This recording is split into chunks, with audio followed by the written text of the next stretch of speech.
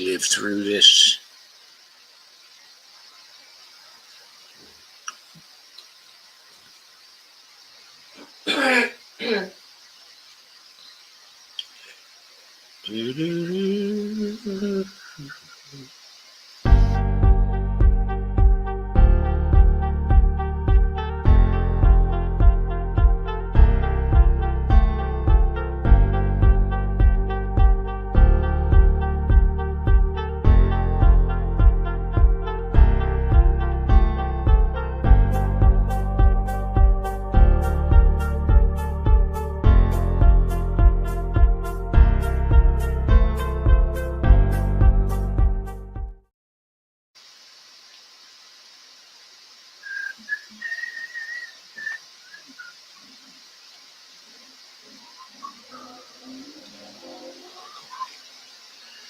Hello, everybody.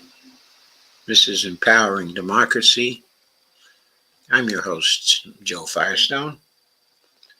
Our topics for tonight are the fall of Israel, Palestine as catalyst, I should say, for a renaissance in the Islamic world. The government compels silence, and also a topic that was not originally listed. We're one stroke of the pen away from a nuclear war. And so we'll be discussing all of these right now. I see that some of you are already here, but I don't know who, but anyway, thank you very much. I'm sorry to be a little bit late. I had a little bit of a technical difficulty tonight. I had to reboot my computer right at the last minute, and so that's what has caused me to be a few minutes late. But I am here now and raring to go. So I'm going to start us off tonight with a post by Scott Ritter that appeared in Consortium News. It's called The Fall of Israel. And the title gives us our first topic for tonight. It was done on October 8th, so it's a few days old by now. But it's a very good piece, and I wanted to go through it. A year ago, Israel was sitting in the catbird seat. Today, it stares into the face of its demise.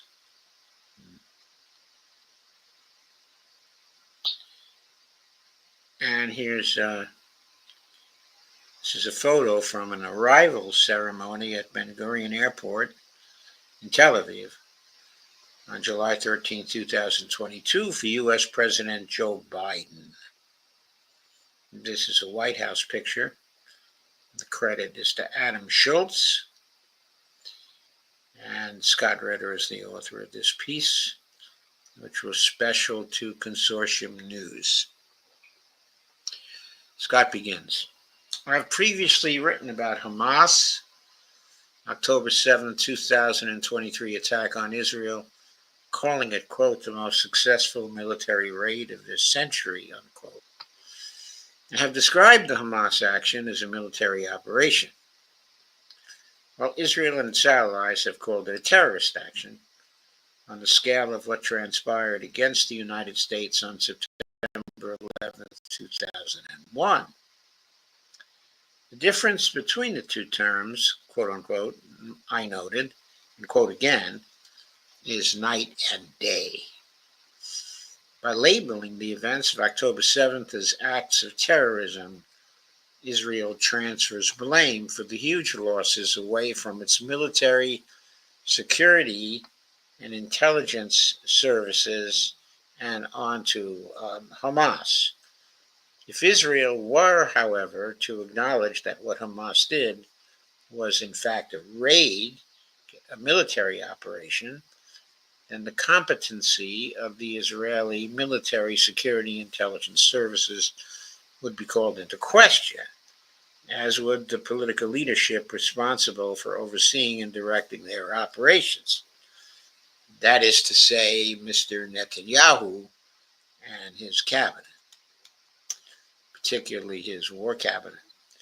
But I don't think the war cabinet existed before the raid, so there you are, uh, just his cabinet. Terrorism employs strategies that seek victory through attrition and intimidation to wear an enemy down and create a sense of helplessness on the part of the enemy. Terrorists, by nature, avoid decisive existential conflict, but rather pursue asymmetrical battle, which pits their strengths against the weaknesses of their enemies. The war that has gripped uh, uh, uh, the Levant since October 7th, 2023, is not your traditional anti-terrorism operation. The Hamas-Israeli conflict has morphed into a conflict between Israel and the so-called axis of resistance involving Hamas, Hezbollah, Ansar Allah, the Houthi of Yemen. The Houthi of Yemen. Excuse me. The popular mobilization forces, i.e., militias of Iraq, Syria, and Iran. It is a regional war in every way, shape, or form that must be assessed as such. The Prussian strategist Karl von Clausewitz noted in his classic work on war that, quote, war is not merely a political act, but a real political instrument, a continuation of political discourse, a carrying out of the same by other means, unquote. Clausewitz said this during Napoleonic Wars, if I'm not mistaken, so it goes back quite a long way. Back to Scott's article. From a purely military perspective, the Hamas raid on Israel on October 7th, 2023 was a relatively minor engagement involving a few thousand combatants from each side. As a global geopolitical event, however, it has no contemporary counterpart. The Hamas raid triggered a number of varied responses, some of which were by design, such as luring the Israeli Defense Forces into Gaza, where they would become trapped in a forever war they could not win, triggering the dual Israeli doctrines governing the military response to hostage taking of the, quote, Hannibal Doctrine, unquote, and the Israeli practice of collective punishment, the, quote, Badihia Doctrine, unquote. Now, here is a photo from Tel Aviv airport, if I'm not mistaken, with the sign "Bring Them Home" on it. Now, this is a giant light sign by artist Nadav Barnea at the Charles Bronfman Auditorium. So that's not the airport. In Heichel Hatarbot, Tel Aviv, January 3rd, 2024. Both of these doctrines put the IDF on display to the world as the antithesis of the, quote, world's most moral military, unquote, by exposing the murderous intent ingrained into the DNA of the IDF, the propensity for violence against innocents, which defines the Israeli way of war, and by extension, the Israeli nation.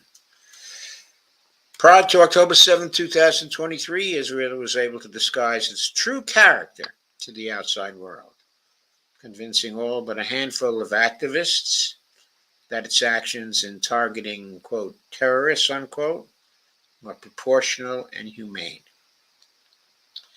Today, the world knows Israel as the genocidal apartheid state it really is. The consequences of this new global enlightenment are manifest. The next section is called Changing the Face, of the Middle East. And there is Joe Biden in India talking to Narendra Modi, the Prime Minister, at the G20 summit in New Delhi. Another White House picture from Adam Schultz. This occurred on September 9, 2023. President Joe Biden on September 9, 2023, during the G20 summit in India, announced a major policy initiative. The India, Middle East, European Economic Corridor, or IMEC, a proposed rail, ship, pipeline, and digital cable corridor connecting Europe, the Middle East, and India. Benjamin Netanyahu, the Israeli Prime Minister, commenting on Biden's announcement, called the IMEC, quote, a cooperation project that is the greatest in our history, and those italics are his, unquote, that, quote, takes us to a new era of regional and global integration and cooperation, unprecedented and unique in its scope, unquote, adding that it, quote, will bring to fruition a years-long vision that will change the face of the Middle East and of Israel, unquote. So there are the lands that are projected to be impacted by the IMEC, and you'll notice the United States is there too. Most of Europe, not though Ukraine and Russia, I notice, not Turkey either, but certainly Saudi Arabia, and also Israel, and India.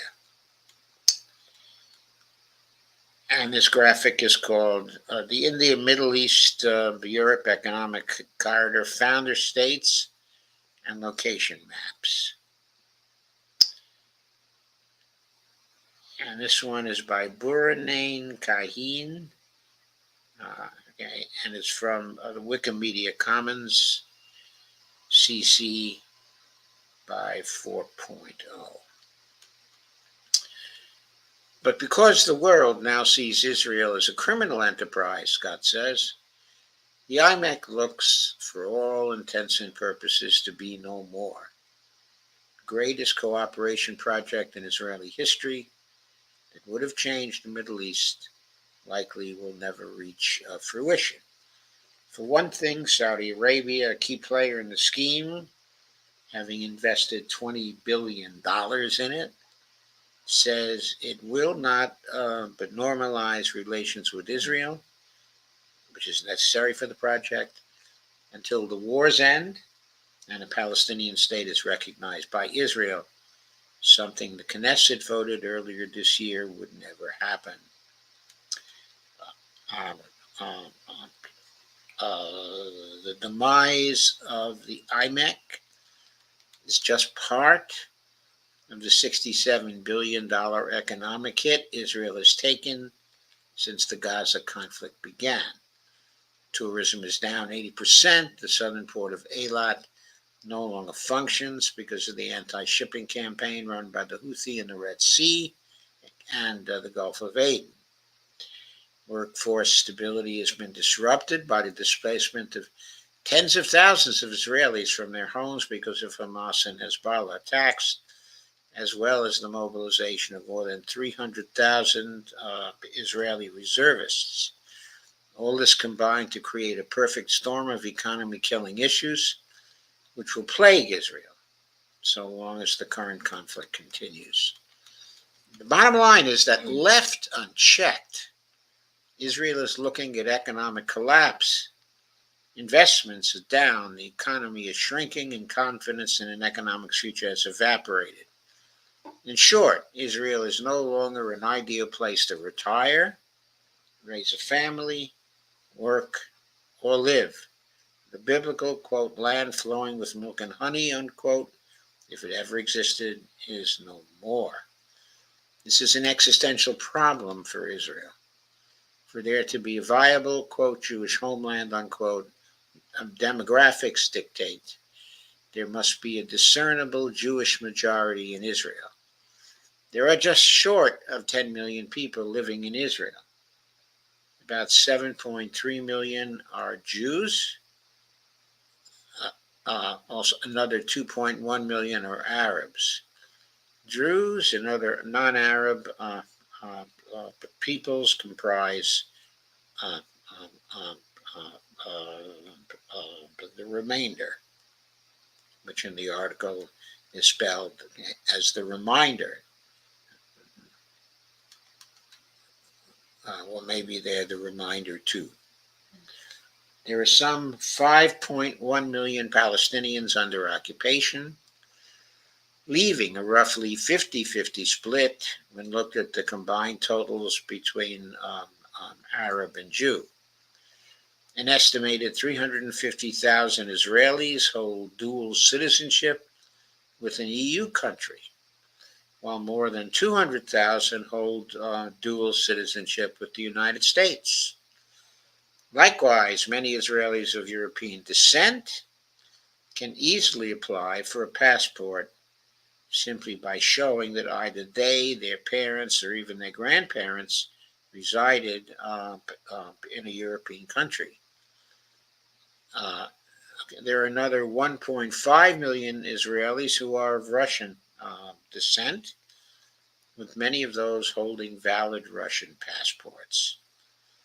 Now, the main reasons for maintaining this dual citizen status are convenience and economic. Many view the second passport as, quote, an insurance policy, unquote, a place to run to if life in Israel becomes untenable.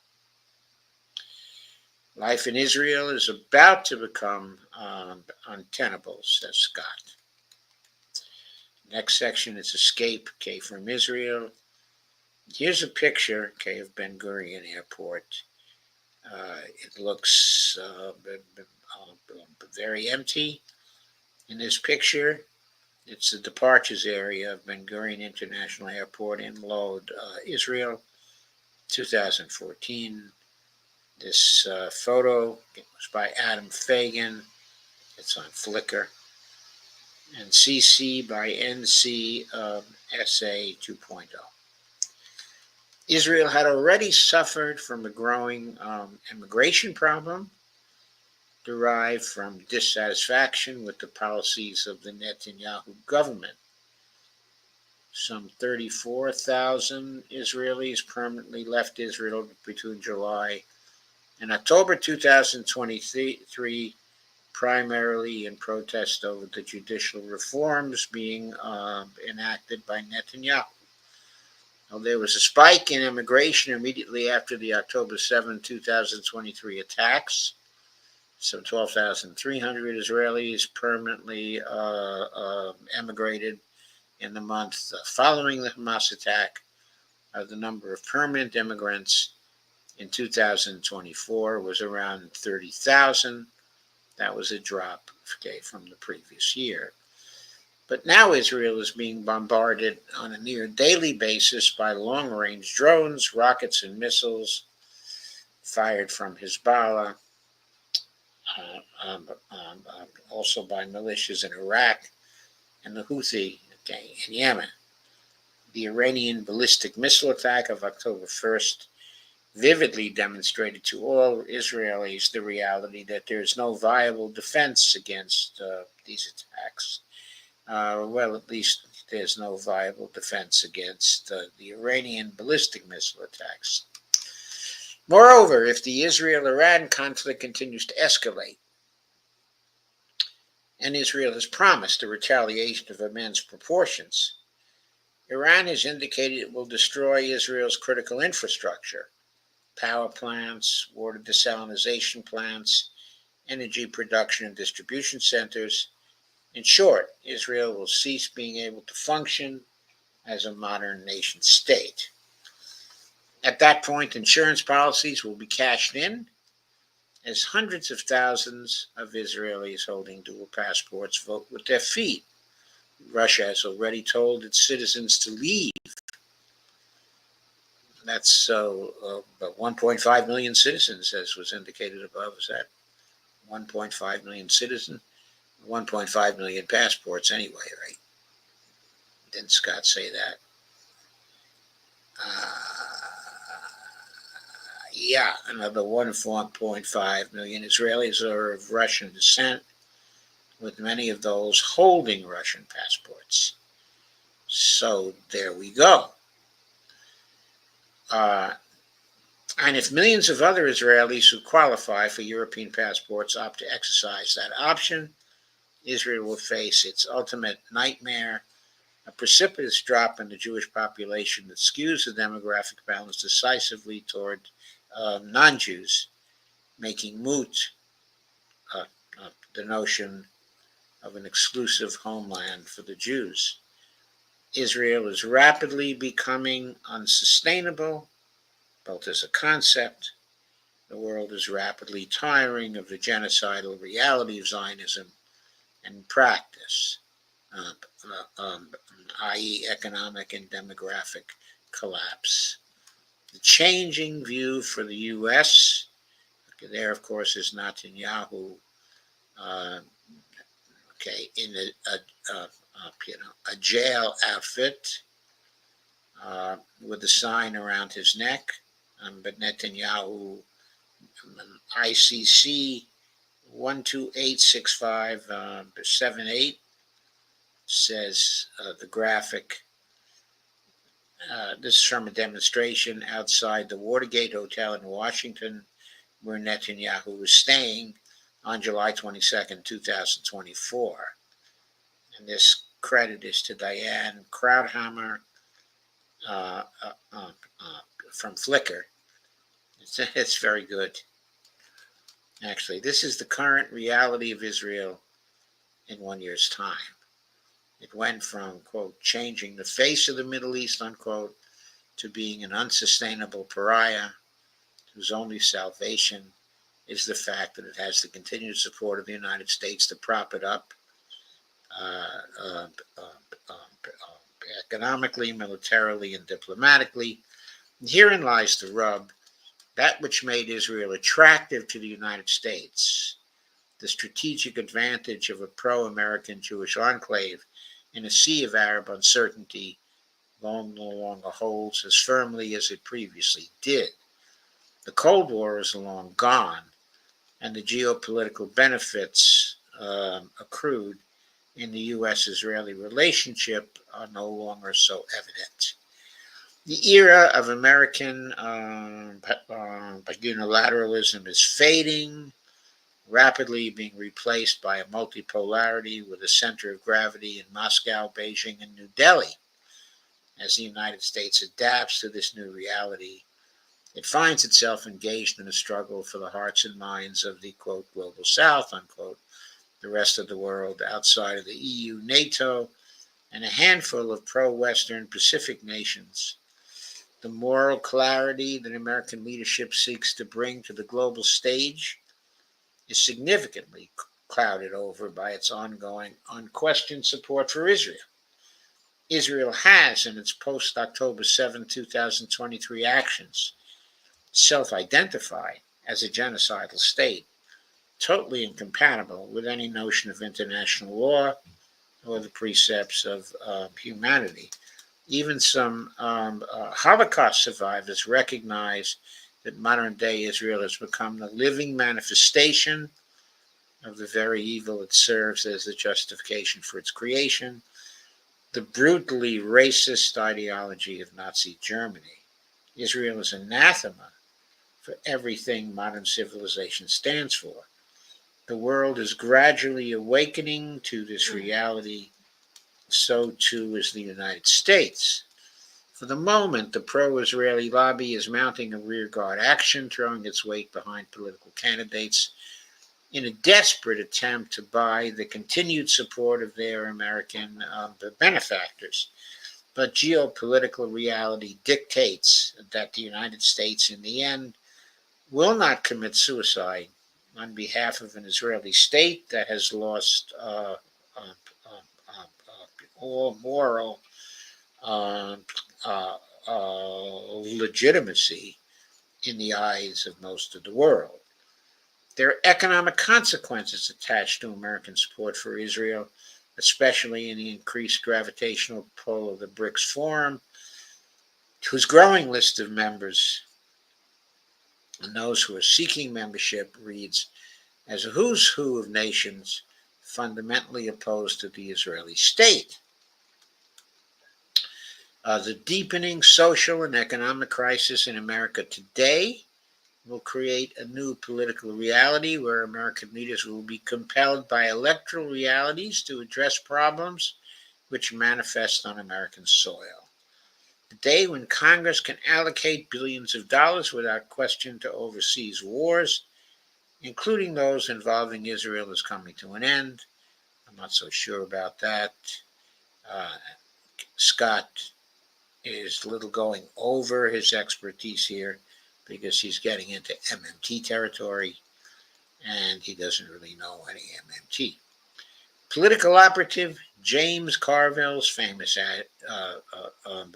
adage, quote, "It's the economy, stupid," unquote, that resonates as strongly today as it did when he penned it back in 1992. To survive economically, America will have to adjust its domestic and international priorities, requiring conformity not only with the will of the American people, but a new law-based international order which largely rejects the ongoing, Israeli genocide. I do agree with that conclusion, even if I don't agree with his initial premise.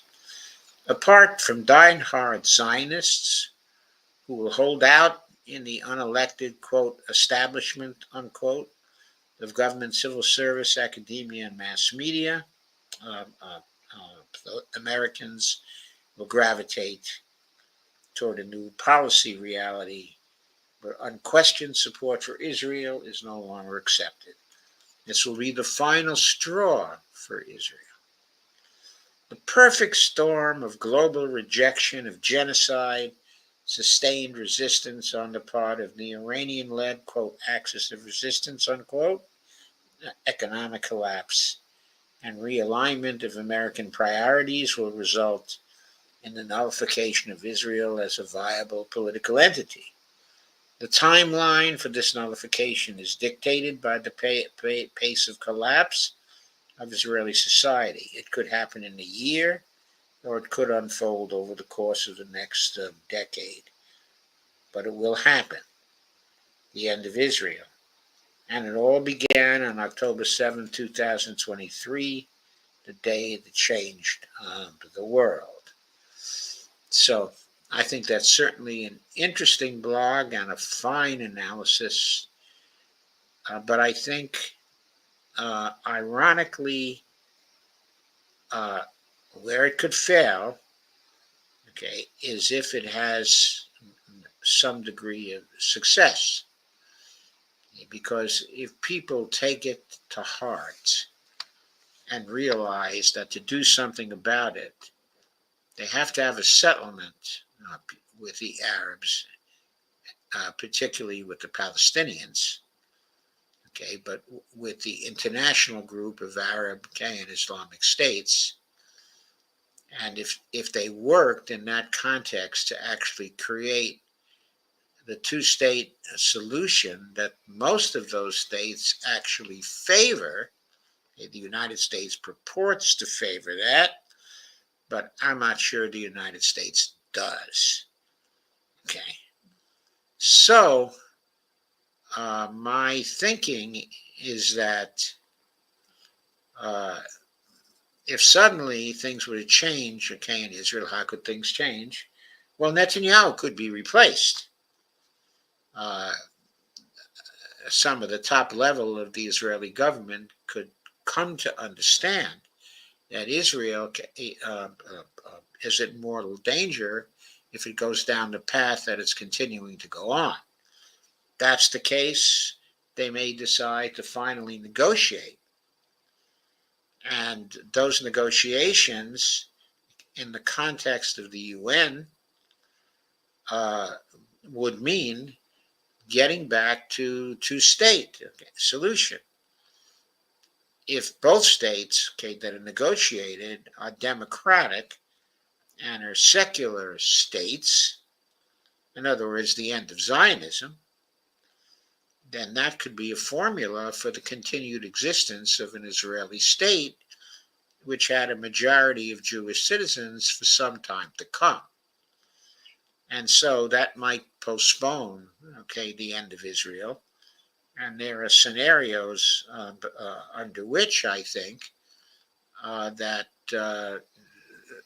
that could possibly be a permanent solution, and there could actually be a homeland for Jews in the sense that they were welcome in whatever successor state came about as a result of the evolution from the two-state solution. So considerations like this might postpone the end of Israel for decades. But things really have to change. The rightist, fascist government of Israel has to be ended. The previous group of Israelis, the original founders of the Israeli state, and their defendants who think in the same way, the seculars, in other words, have to take over the government of Israel and shepherd, the negotiations through. That's going to be hard. I'm not in a position to predict that it might happen. Today, the situation looks increasingly dangerous. It looks like Israel and Iran are on a collision course. And as we shall see later, the dangers of nuclear war are looming, as well. So, I will look at your comments first before I go on. Dee says hello. Steve Wolfbrand says hello. Steve says, Trump or Tramp or Jill, but you decide. I presume by Tramp he means Kamala Harris. I have to say, Steve, I think that's a rather sexist remark you just made. And also, Nachoba Chomak Shooty says, poke smut. Not sure what that means. Steve says, I have to get to bed. Good night, fam. Well, good night to you, Steve. Maybe I should say good night, fam, because we are fam here. And Dee says, share to Facebook and X. Thank you very much, Dee. So, going on to the second of our topics, Palestine is capitalist. That one is based on a piece by Pepe Escobar. And I'm going to bring up the piece now, and I will go through it and comment on it in my usual way.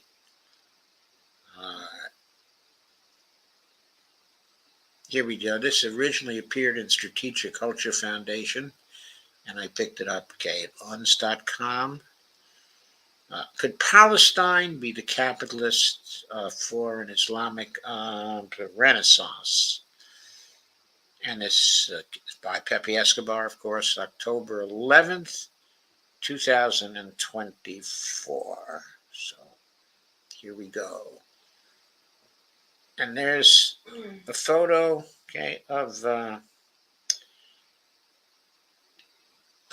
actually, that's TV screen image of a panel member, panel discussion. The panel member is specifically Mohammed Marandi, who's a professor at the University of Tehran. He's often referred to, as Sayed, which is an honorific, a high honorific. He's become a tremendous defender, of the Iranian regime. If I'm not mistaken, his family lived in the United States for a very long time. He was brought up, and educated here, and chose to go back to Iran after the revolution of 1979. He fought also, in the war with Iraq. He was actually gassed in that war, so he had some very serious experiences. He's a person, of physical courage and of moral courage as well. Anyway, the caption under the photo says it is impossible to count on corrupt Arab regimes, the weak link to stop the Gaza genocide. This item is dated, from Istanbul. Pepe was at that conference, and observed this panel. Istanbul. Of all the countless analyses across the lands of Islam about the profound significance of fateful Al-Tufan, which is another way of saying the Al-Aqsa flood on October 7, 2023, this one stands out. A cycle of conferences in Istanbul earlier this week, including October 7th, titled Palestine, the linchpin of civilizational renaissance, linked to the Kuala Lumpur Forum for Thought and Civilization. Pepe says, call it a Malaysia-Turkey partnership. Southeast Asia meets West Asia. A graphic illustration of the multinodal world that will be congregating in less than 2 weeks in Kazan, the capital, of Muslim Russia, for the long-awaited BRICS summit under the Russian presidency.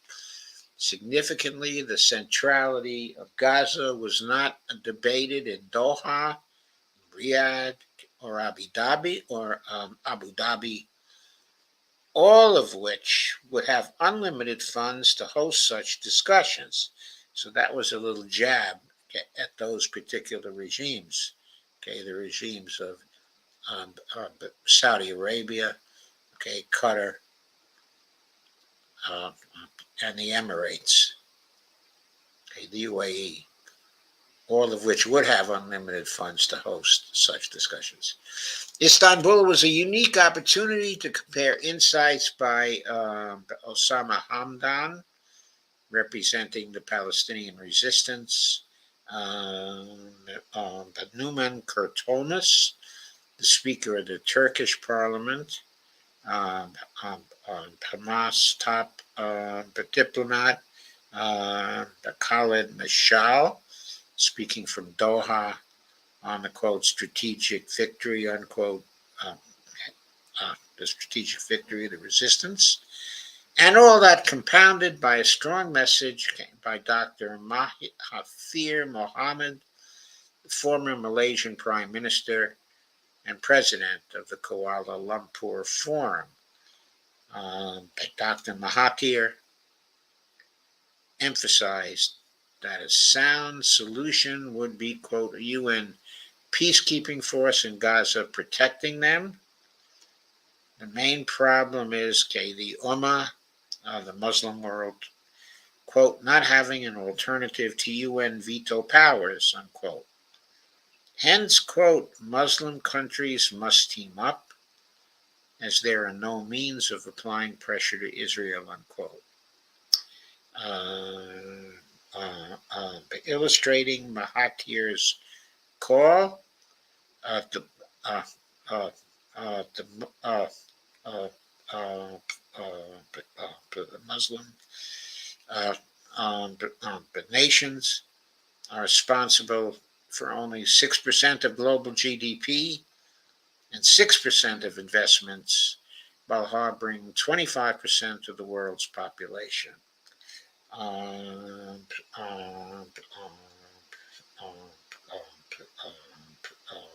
Mahathir boldly proposed, quote, we can deny our oil to the rest of the world, unquote, and, quote, take back funds invested in dollar bonds, thus forcing the West to take action, unquote, in Gaza. I have to remark, okay, on that, there's no way to take back the funds invested, okay, in dollar bonds. One could get back those funds when the bonds actually mature. But if there are any long-term investments, uh, there's no way to take back the dollars. They're there, okay, until the maturity of the bonds. So, since there are, okay, I believe, trillions of those dollars, uh, it won't be possible to take them back. It's not something you can simply take back at will. Uh, but of course, they could refrain from investing in any more dollar bonds. Uh, okay, Dr. Mahathir thinks that would force the West to take action in Gaza, I suppose, but it would not force the West, okay, to take action, okay, in Gaza, because the American government is not really dependent on selling its securities to the rest of the world. It doesn't need to issue new securities, okay, at all. But that again gets into MMT, which none of these people understand. Now, try to convince, I'm going off what Pepe had to say, now try to convince MBS in Riyadh and MBZ, okay, in Abu Dhabi about it. Uh, that's a very good point, okay, by Pepe. Try to convince them. Yeah, you never will convince them because they want to keep, okay, those dollar bonds. Uh, they don't want to dump them because if they dump them, they decrease the value of the dollar bonds on, world markets, and they hurt themselves. Okay, so in other words, when you're dumping dollar bonds, like for example, this past fall, China dumped $50 billion in dollar bonds, which means they sold that in the open market. Okay, this did nothing to crash the dollar, since the Chinese, I forget how much the Chinese have in dollar bonds. It might be 2 trillion, it might be 1.5 trillion, or whatever. But the $50 billion was a drop, just a drop in the bucket. It had absolutely had uh, uh, uh, uh, no effect on the market value of dollar bonds. It just allowed the Chinese to invest in something else, using the dollars in cash that they got in return for failing to renew the investments in bonds. Quote, focus on popular organizations, forget about governments, unquote. That's the title for the next section of this article.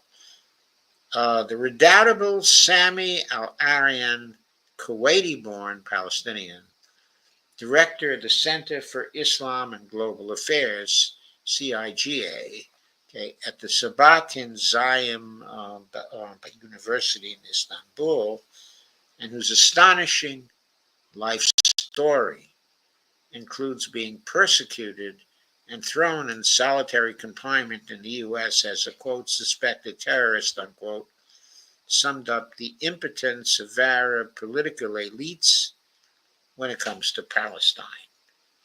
After all, the Arab world is the weakest link on global terms, unquote.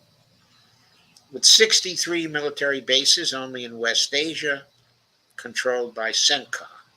And still, quote, what other cause can galvanize the whole world apart from Palestine, unquote. Al-Arian stressed that Al-Aqsa flood, quote, exposed the Arab world as the destruction of Palestine was, quote, imposed to make Israel the regional hegemon, unquote.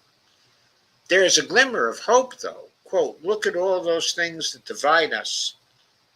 We should focus on popular organizations, forget about governments, unquote.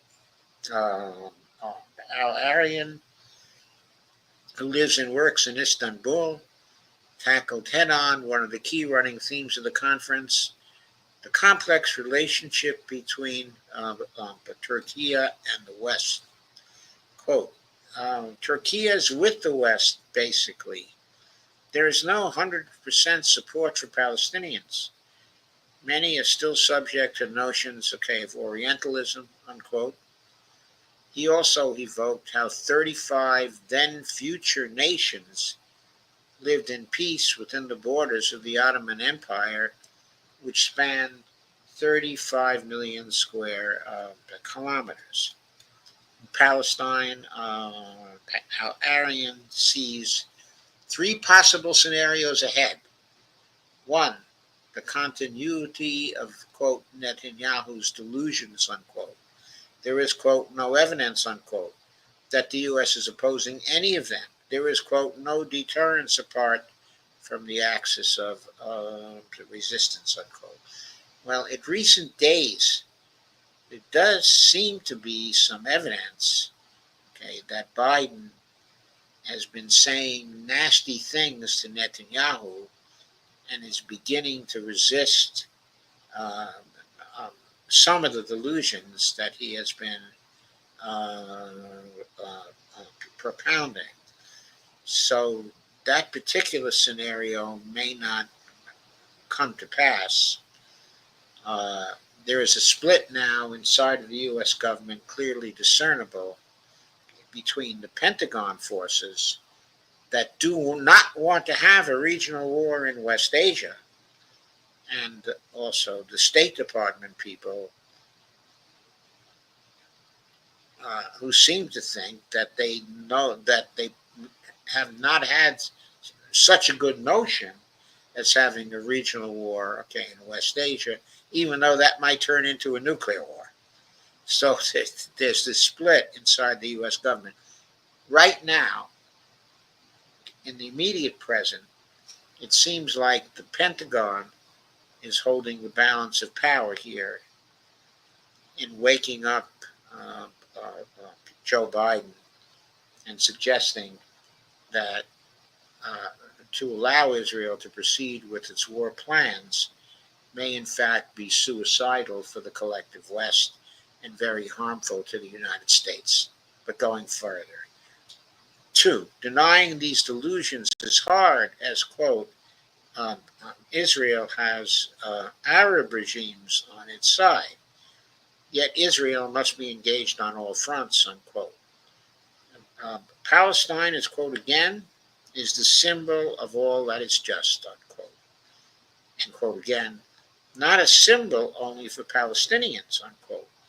It is imperative to, quote, dismantle the Zionist structure, and Palestine cannot do it on its own, unquote. Three, the third scenario is not so far-fetched anymore, considering the looming U.S. presidential elections. Quote, the U.S. may opt to remove Netanyahu, unquote, as in the Democrats terrified of losing because of the Netanyahu cabinet's war spiral. I'm hoping for the third of the scenarios. There are more U.S. forces inside of Israel right now. They've come to Israel as part of what looks like an attempt to aid Israel in the possible coming regional war.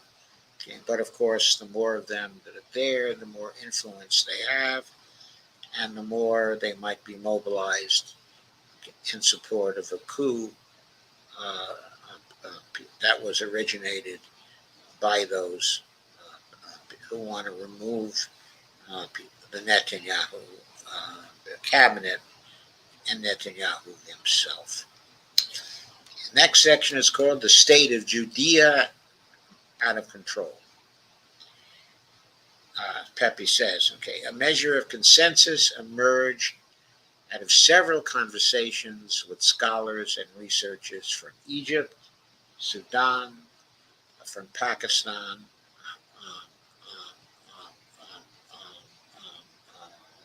also Malaysia, Mauritania, and Bosnia. When Israel sees others as, quote, Amalek, unquote, or inferior, there are no other possible borderlines. Next, if Israel goes down, that will be good for everyone in West Asia. No more instrument, okay, to divide and rule.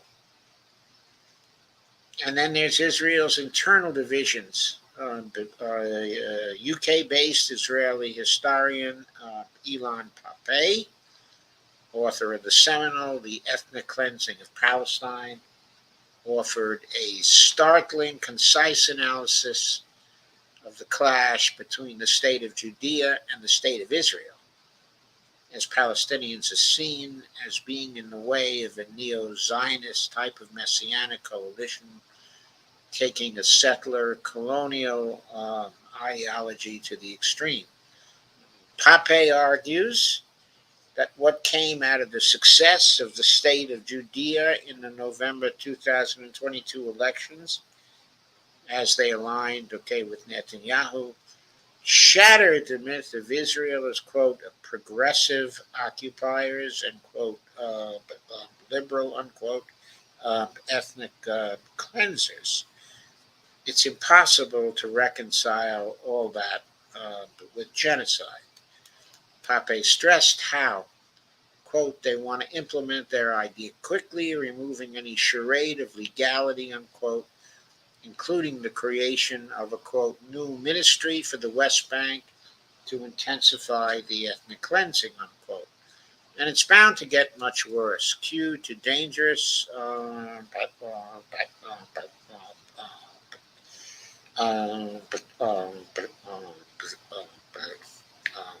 lunatic and Minister of Finance, Bezalel Smotrich, stating on the Franco-German network ARTE that, quote, I want a Jewish state that includes Jordan, Lebanon, parts of Egypt, Syria, Iraq, and Saudi Arabia.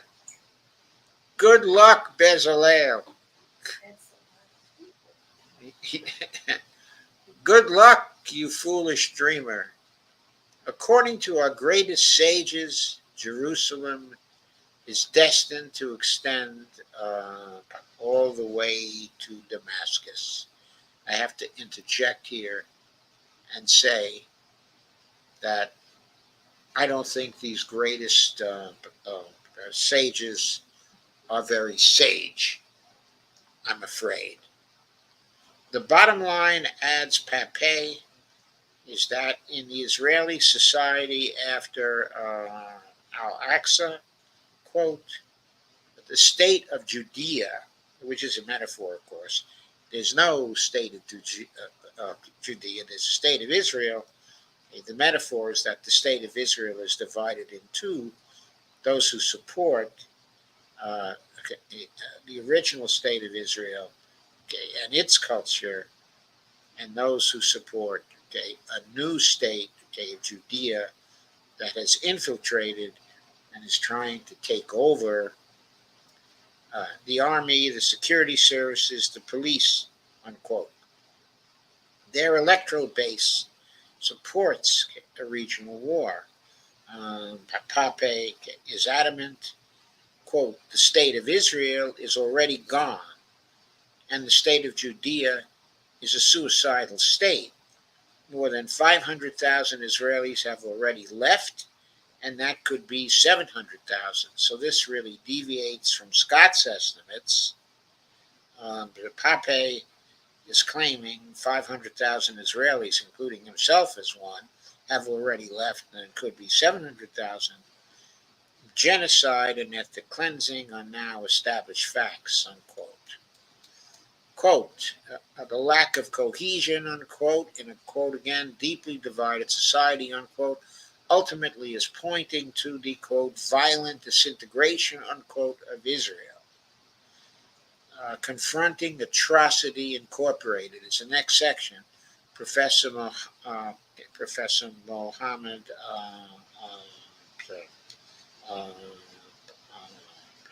Randi of the University of Tehran, in his intervention at the conference and several private conversations, offered the essential synthesis of all that's in play linking Palestine, Lebanon, and Iran. These are arguably his key insights on resistance and personal responsibility. In a sense, the greatest heroes are Lebanese, who willingly put themselves at risk. And of course, we have Ansarallah in Yemen, who shut the doors of trade to the Israeli regime and did it at an enormous price. Yemen, Hezbollah were offered extraordinary concessions by the Americans, but they refused.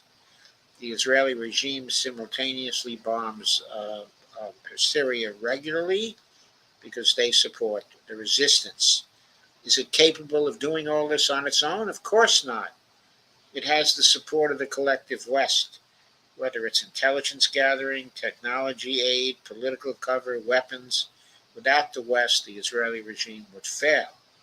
I've encouraged people as individuals to stop purchasing any goods produced in Western countries. As individuals, we also have a responsibility, unquote. On Iran's strategic patience, we are waiting in Tehran for the Israeli regime to strike, and Iran will strike back harder. When the regime bombed the Iranian consulate in Damascus, we knew that without Syria, support for Hamas, Islamic Jihad, and Hezbollah would be very difficult. And the aftermath of October 7th would be much more serious than we see today. After the bombing in Damascus, Iran struck back. Some people said this was insufficient. Now we all know the objective of the Iranians was to gather intelligence about anti-aircraft and missile defense capabilities, and we saw the result of that last week. If the regime strikes Tehran, it will see something far worse. I'm optimistic about the future, although the days ahead, the months ahead will be painful, unquote. On the assassination of Sayed Nasrallah, here's another quote from Professor Mirandi. Quote, I went to Lebanon as soon as the shock and awe bombings began, and I was there before Hassan Nasrallah, the great martyr of the resistance, was assassinated. I was literally 1,000 meters away. I guess that's about half a mile when they struck. They killed hundreds of people and brought down 6 apartment towers to murder Sayed Hassan. This is what the Israeli regime is willing to do. It is brutal. It is illegitimate. We cannot have dealings with an illegitimate regime. The Western media gives a story that is so unbelievable and dishonest, unquote.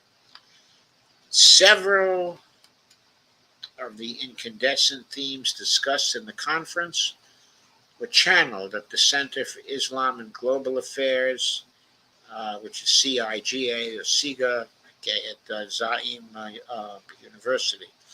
When the gray zones uh, uh, uh, uh, Max Blumenthal presented his new documentary, Atrocity Incorporated: How Israel Sells the Destruction of Gaza, an extended reportage that eviscerates the leading Israeli American narrative of post October 7th, the quote, beheaded babies, unquote, hoax that was essential to manufacture consent in the West, okay, for the Gaza genocide.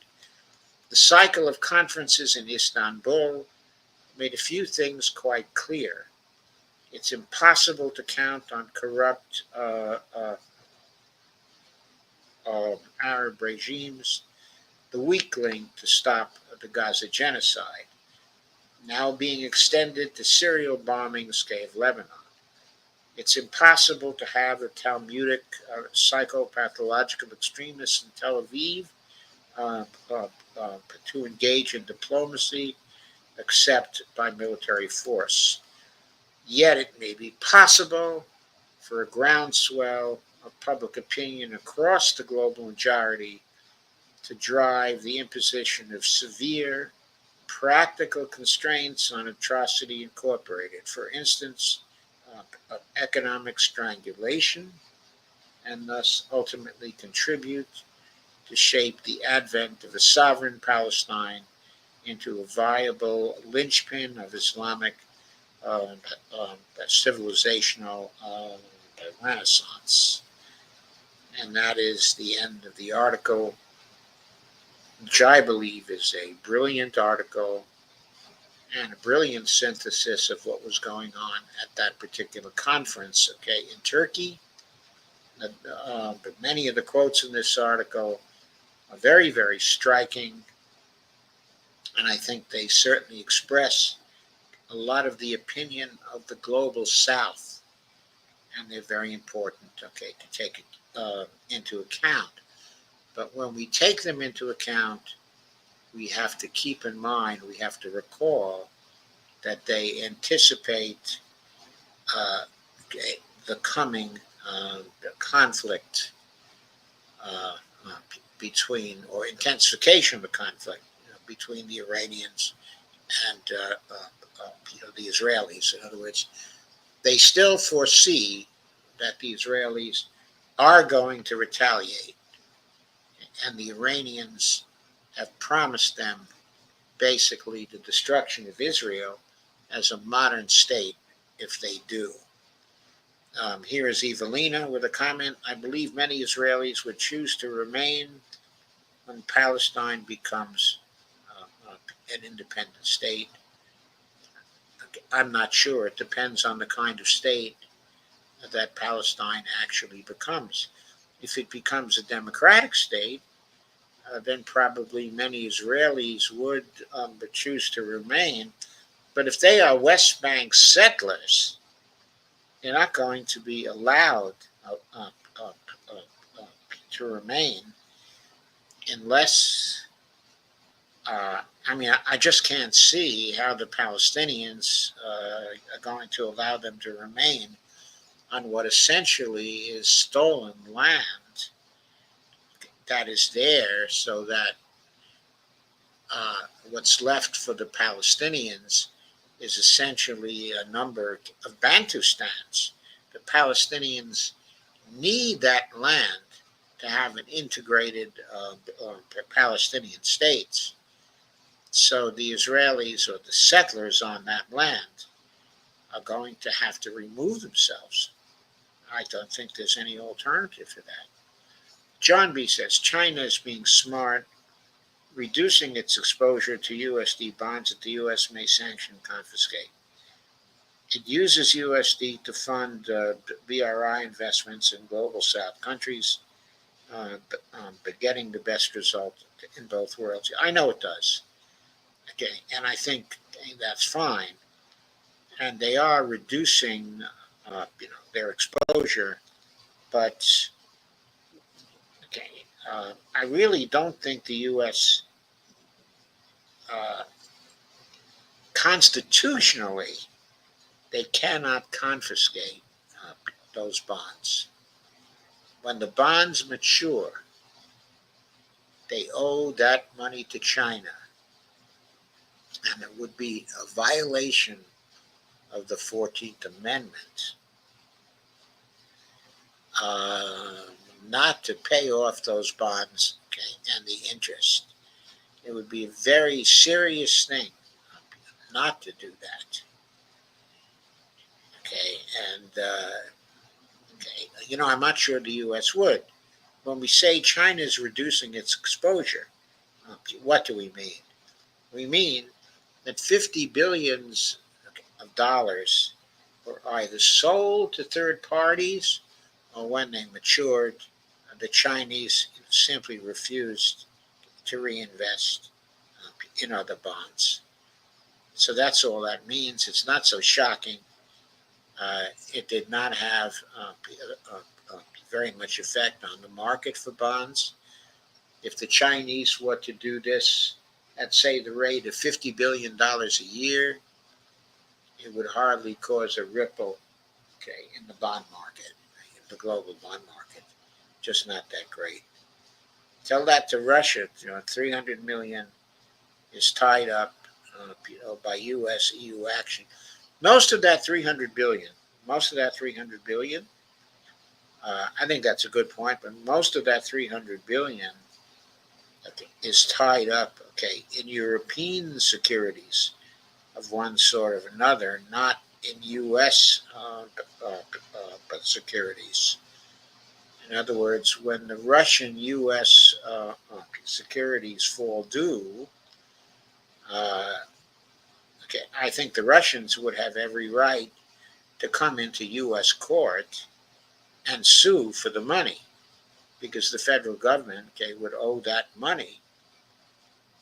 And I don't see how U.S. courts would be able, to deny them that money because failing to pay it is a violation of the 14th Amendment, Section 4. There's something constitutional here that's supporting this, which is very strong. Anyway, I shall go on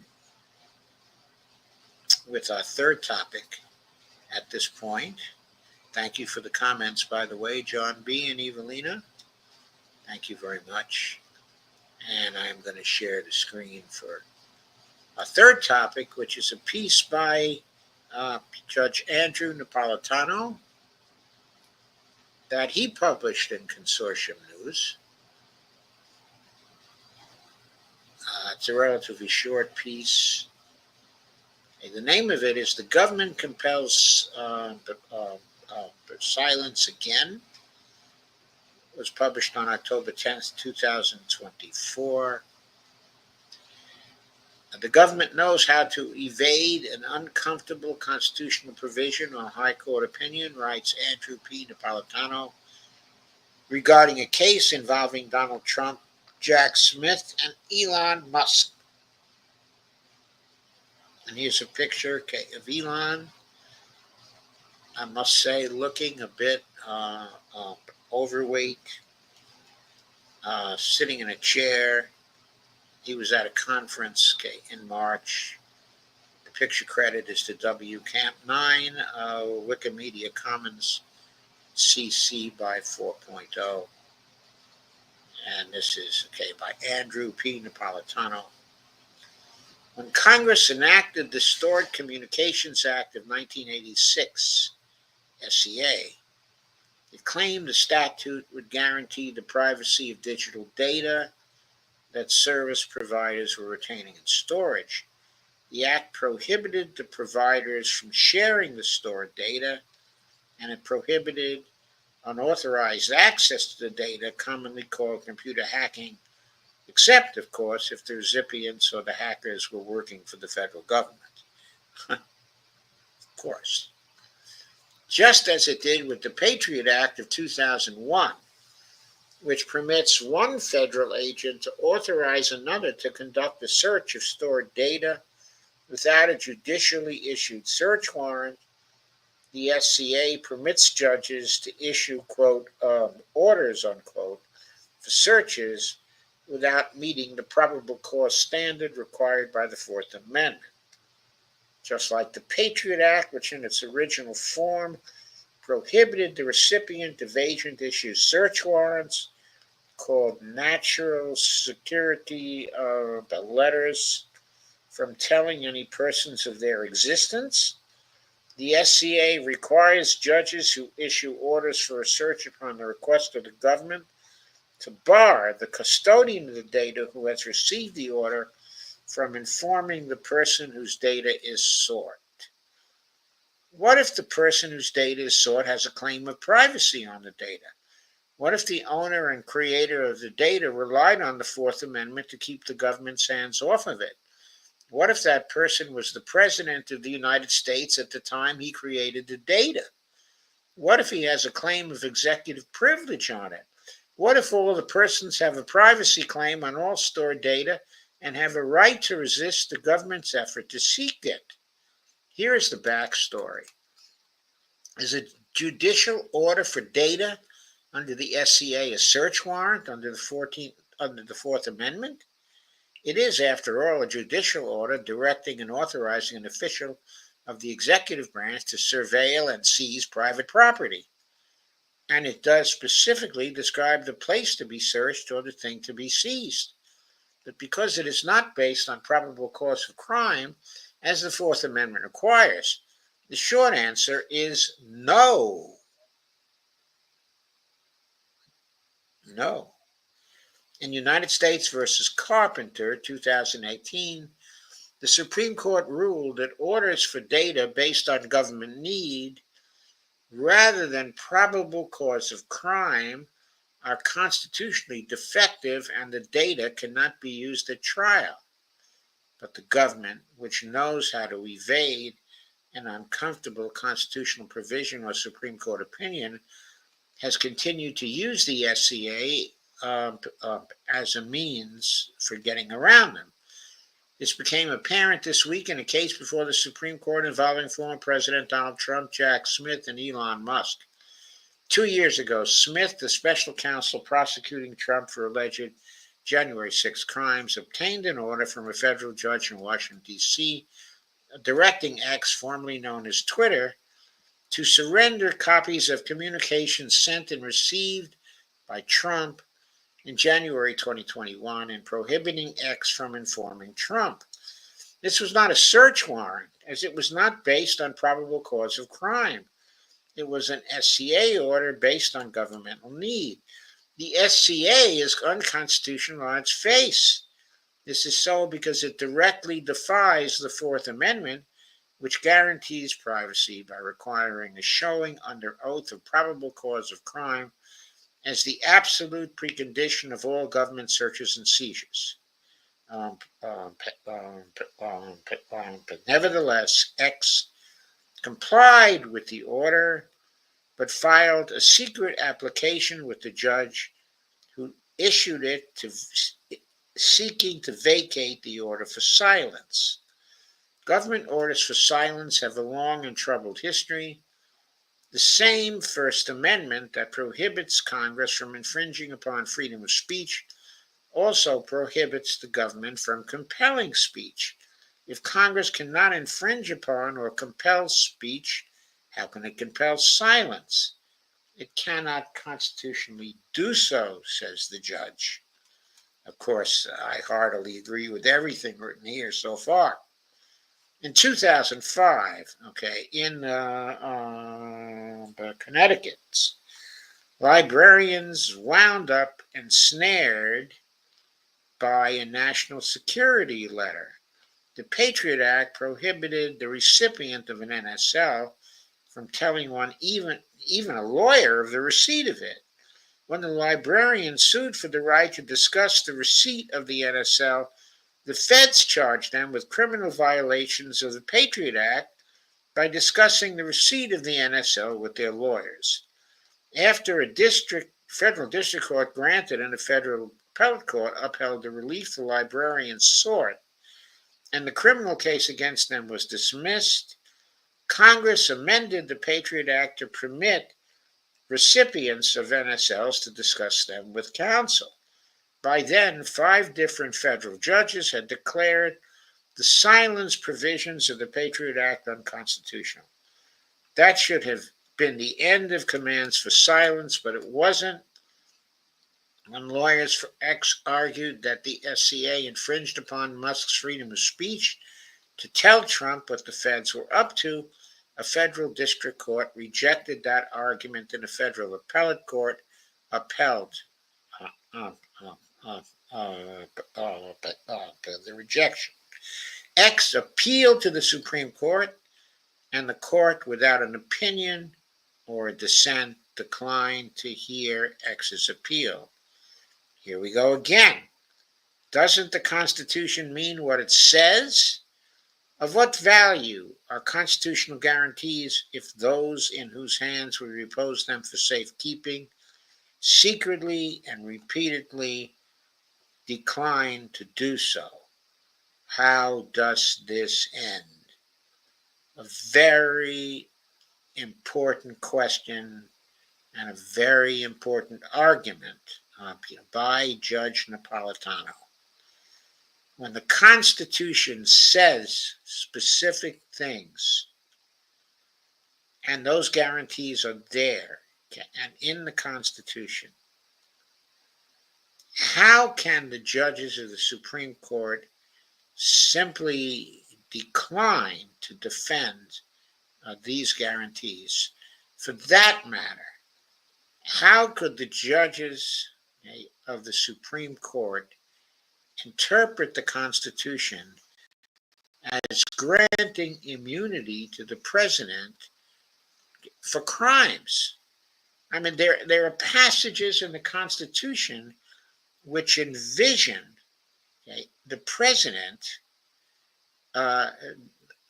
being tried for crimes that he committed.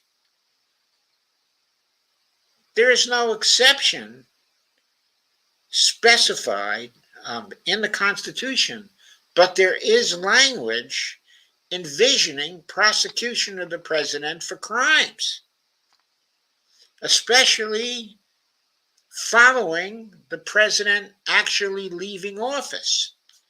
There is no mention of exempting his behavior while in office. What the Constitution envisions is that the president would be impeached, convicted, and then be subject to prosecution for crimes. That's in the Constitution. How could the Supreme Court develop its recent decision on presidential immunity? That is not based on any language in the Constitution. It was invented out of whole cloth.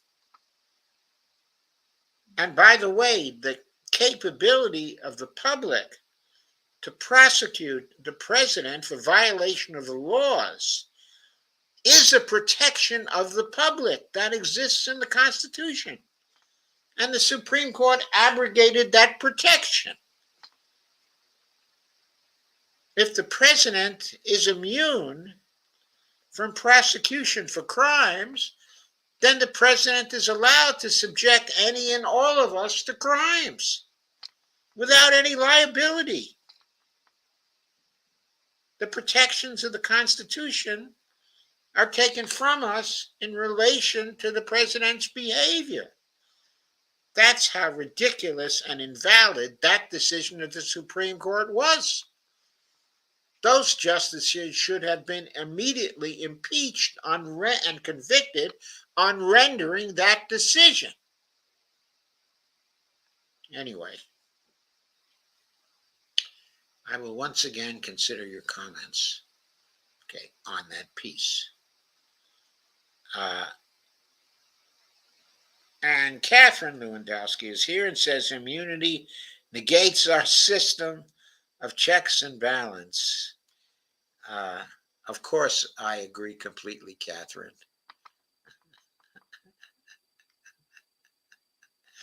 It's obvious that our system of checks and balance was negated by the Supreme Court in that particular decision. I mean, the Supreme Court is just awful. The justices appointed by Trump, and by the other Republican presidents are a scandal. They're just a scandal. They're awful. They're anti-constitutional. I mean, obviously, those justices don't believe in the Constitution. They use it when it benefits what they want to see, and they act against it when it doesn't. There are 69 folks here. Thank you all for coming. The First Amendment, there may be more than 69, but my monitor is saying 69. The First Amendment is not enforced, Joe. The U.S. Constitution is merely a guide to the... I know. That's what I'm ranting and raving against. The First Amendment is not enforced. And Lisa's here and says, Rouge Court sucks. The Red Court sucks. The Republican Court, because in one of the ironies of history, of course, these days it's Republican red. So these days it's the Republicans that are the Reds. Okay, on to the final topic, which was not in the original statement of our topics, and that is from Scott Ritter. Okay, and it comes, in a video. I'll share it now. Okay, the video is entitled Iran, even though this fatwa exists, the fatwa is reversible. Unfortunately. Okay, there. I have it back at the beginning. The title is We're One Stroke of the Pen Away, from Nuclear War. This is a 21-minute video. It's a speech that Scott gave to the Schiller Institute, which is an institute supported with funds actually from the LaRouche Foundation. And these days they're doing very interesting work, which is anti-war. And this statement of Scott's is very, very interesting, to say the least. I will play it, and I will interrupt from time to time with some commentary. But I think I am already sharing it, if I'm not mistaken. I want to make sure that I am sharing it. Okay, yes, I am. So,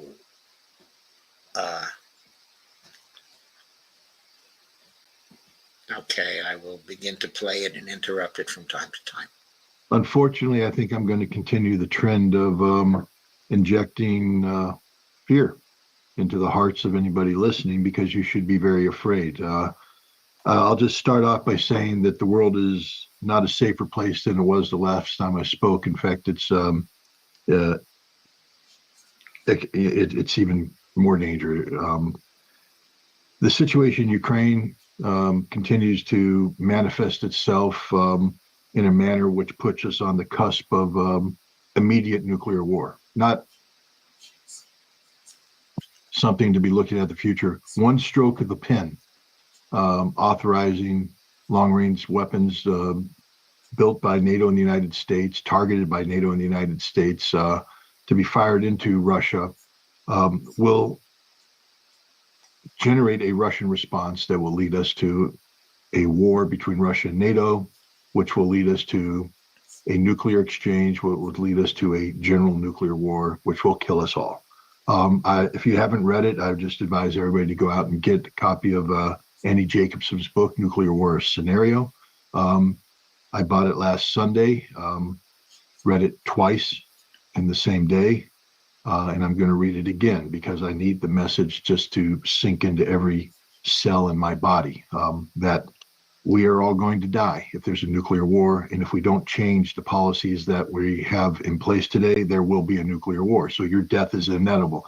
I'm speaking to dead people. Now, normally that's a normal statement. We all will die. None of us are immortal. but I'm speaking to people who are going to die unnatural deaths. Every person listening here will die an unnatural death if we allow these policies to continue. But it's gotten even more dangerous because something that hasn't been heralded in the press is the fact that Iran is now a nuclear power.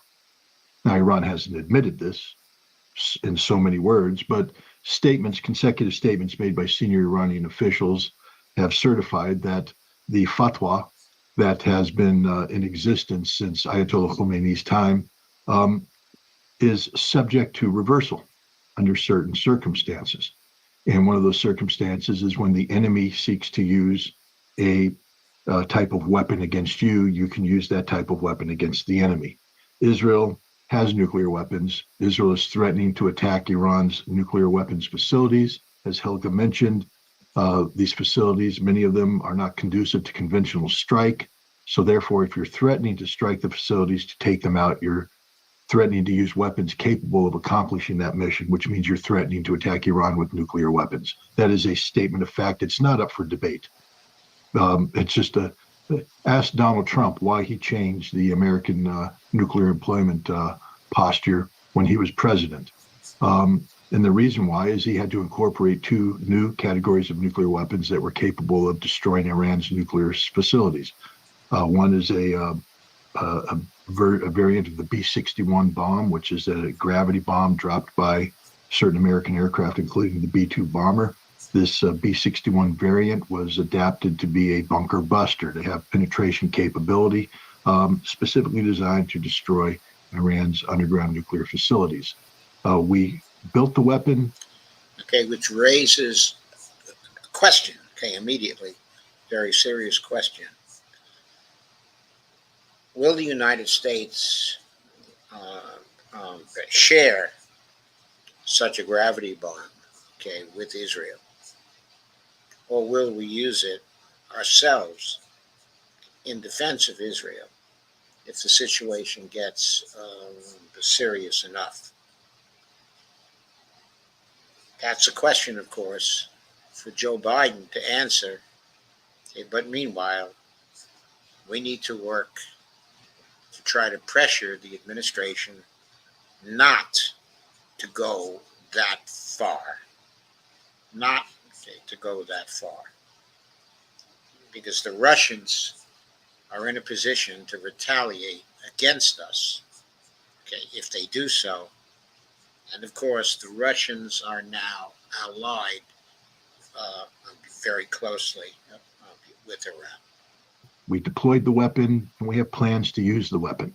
So when you hear Donald Trump, the candidate, say Israel should hit Iran's nuclear sites, what he's saying is Israel should nuke Iran's nuclear sites, because the only way you can hit Iran's nuclear sites is to use a nuclear weapon. And he can't claim ignorance on the matter because he personally signed off on the adaptation of America's nuclear employment plan to incorporate weapons that are nuclear in nature, because they're the only weapons to take out the facility. So he is encouraging Israel to launch a nuclear strike against Iran.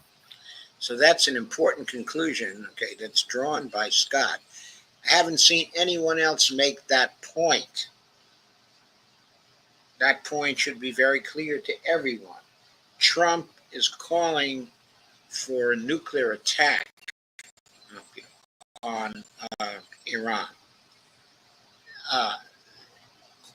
Also, nuclear attack using gravity bombs. Last May, former foreign minister of Iran, currently a senior member of the Expediency Discernment Council, a senior decision-making body within the Iranian governmental structures, mandated by the Iranian constitution to provide advice to the supreme leader, said in that basically Iran, even though this fatwa exists, the fatwa is reversible, and under certain circumstances, Iran could consider pursuing a nuclear weapon. This was echoed by a senior officer in the Iranian Revolutionary Guard Command this past summer, who said that if Israel attacks Iran with a nuclear weapon, Iran will develop a nuclear weapons capability. The Iranian parliament has debated the issue and has sent a recommendation to the supreme leader to withdraw from the non-proliferation treaty and to begin building nuclear bombs. And the Iranians again have come out and said that if Israel threatens them with nuclear attack, Iran will build a nuclear weapon. Israel has threatened Iran with a nuclear attack. Declaratory policy of this nature isn't made in a vacuum, meaning that people who operate at the level of the people that I'm talking about, who are citing fatwas issued by the supreme leader, don't make these comments casually. In fact, none of them could make that comment unless it was cleared with the supreme leader. And the supreme leader isn't in the business of putting contradictory information out there. What is taking place is Iran's version of declaratory policy. Iran is putting the world on notice that it has nuclear weapons capability. And that if Israel attacks them, Iran will use this nuclear capability in retaliation against Israel. So the question arises, can Iran actually retaliate in this way? Scott's about to go into that. 3 or 5 Iranian nuclear weapons targeted against Israel will destroy Israel forever. And we don't know where it goes from that. We are very close to a nuclear war in the Middle East. Very close. Where will it take us? I don't know. Vladimir Putin just met with the new Iranian president in Turkmenistan. Russia's been talking about and entering into security agreements with Iran. Iran is now a member of the BRICS community. I would imagine that they are talking about what happens if Israel launches a nuclear attack against Iran. What will Russia's response be? Given the cordial relationship, the shake of the hands, the smiles, it wasn't a conversation that was a difficult conversation for either of them, which implies that Russia has given Iran certain assurances. That means that if Israel attacks Iran, Russia will have Iran's back as they respond nuclearly against Israel. What will the United States do in that instance? Now we see a situation where the scenario is spinning out of control, moving away from a regional nuclear conflict to the potential of a global nuclear conflict. Ladies and gentlemen, we've never been closer to nuclear demise than we are today. Now we have it from 2 fronts. And the United States has been on record since the time of Barack Obama that if Iran develops a nuclear weapons capability, the United States will respond militarily. Iran has developed a nuclear weapons capability. What will the United States do? Donald Trump says that will never happen. It has happened, and he's one of the main reasons why it has happened, because he withdrew from the Joint Comprehensive Plan of Action, which was a treaty-like vehicle that put certain restrictions on Iran's program, allowed weapons inspectors to be in Iran, monitoring this program to ensure that Iran didn't convert a civilian project into a military project. But because we withdrew, the Europeans were never assiduous in their implementation. Iran was able to back away, legally so, from its commitments under the JCPOA to the point today where there is no JCPOA. And Iran is enriching uranium without restriction. They've enriched up to 60%. This is enough that can be justified because they use that 60% to produce fuel plates that are used in a research reactor, but it's far greater. The amount is far greater than necessary to produce fuel. What that means is that Iran will be able to take the 60% enriched uranium hexafluoride, use as a feedstock in advanced centrifuge cascades that are already in place in the underground facilities to rapidly convert 60% into 96 to 98%. This can happen in a matter of days. As I said, Iran already has the ability to convert this enriched uranium hexafluoride into metal. They produce metal plates for their existing Tehran research reactor. They could produce the uranium metal in quantities sufficient to generate, to create critical mass and generate fission. So there it is. In just a few days, they could have the material they need. Keep going. This is all that's necessary for a gun-type device. Iran doesn't need a sophisticated testing mechanism. Indeed, the United States built 2 bombs that were used against Japan during World War II.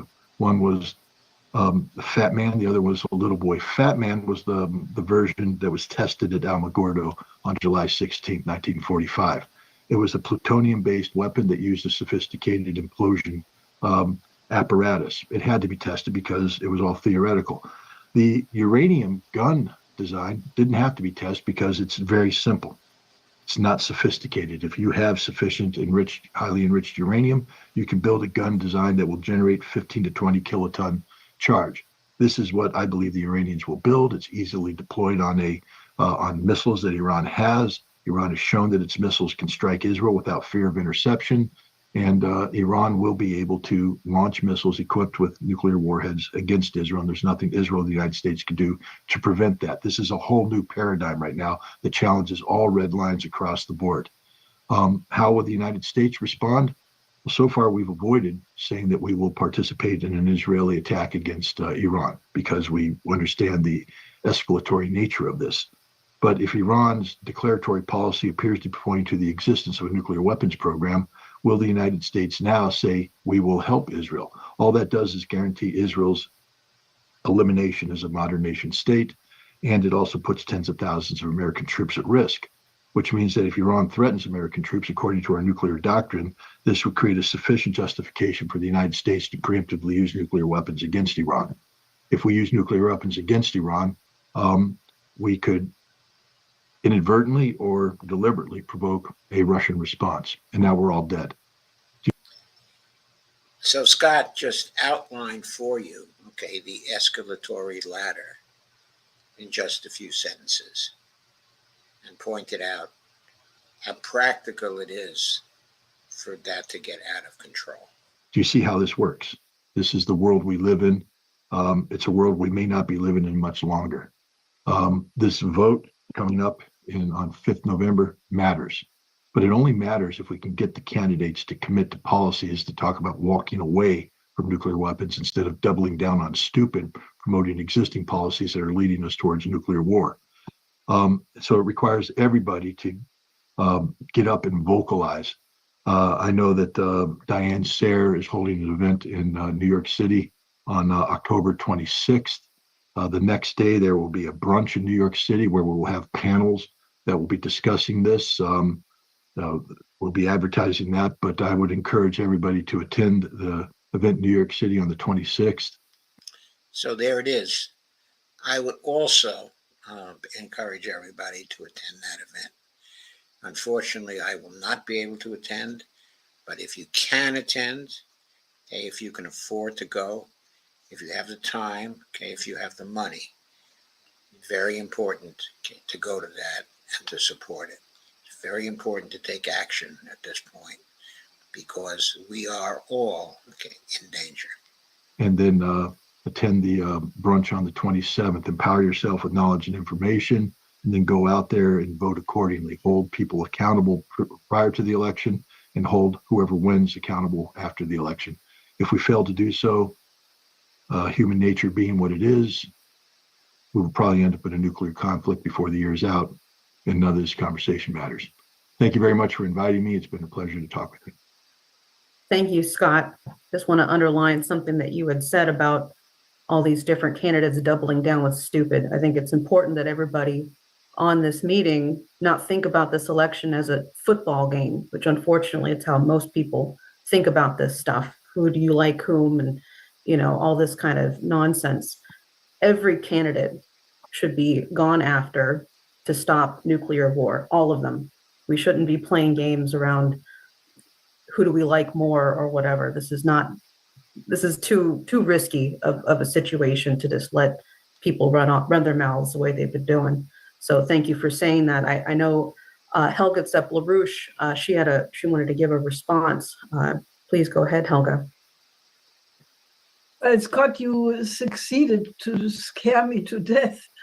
We are trying to keep up with the developing intelligence, especially naturally before such a meeting. And, I was aware of the fact that that possibility existed, but I was not aware that Iran did have succeeded in developing this capability, which if what you say is the case, indeed, we are on total red alert. Is there any way how that can be, put in front of the world public, like, for example, approaching the UN Security Council to hold a special session? Because I think, we can warn the world, but I think if it is at that point, I think it would require some institution like the UN Security Council to alarm the world. What do you say?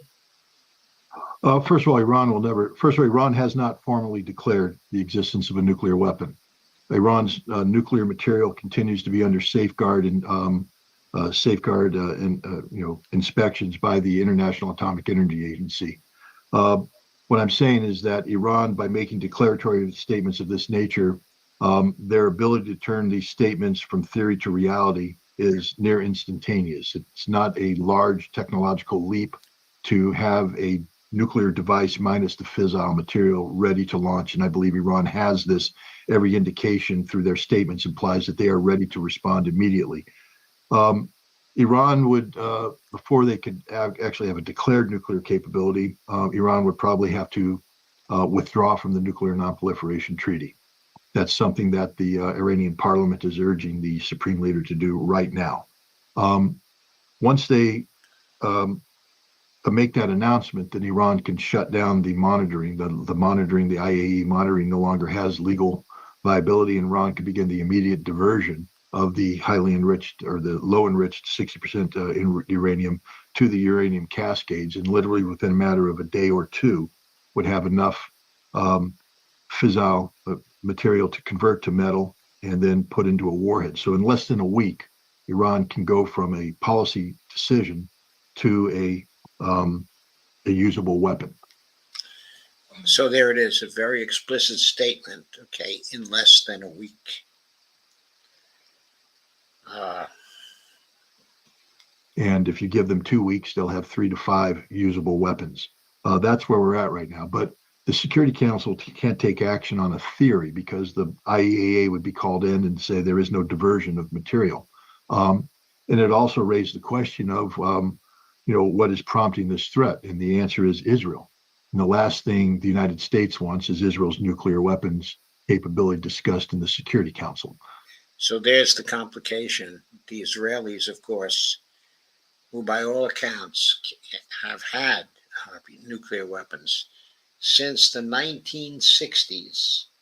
For 60 years, they have had it, and they deny that they have it. Even though everybody is certain, okay, that they have it, even though they imply they have it, okay, even though they threaten with very broad hints that they have it, still, it's not something they formally announced, so the UN Security Council will not take it up for discussion. Okay, and the United States, of course, doesn't want any discussion, okay, of this capability because theoretically it still doesn't exist when everyone knows, okay, it exists. And there are estimates that Israel has between 200 and 300 of these weapons ready to go. It's like in terms of number of weapons, it's the third or fourth power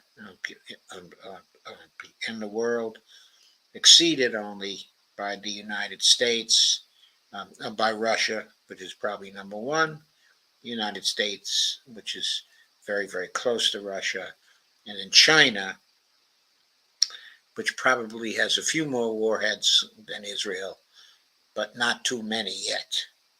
Okay, and then there's Israel. And so Israel is probably the fourth nuclear power, okay, in the world.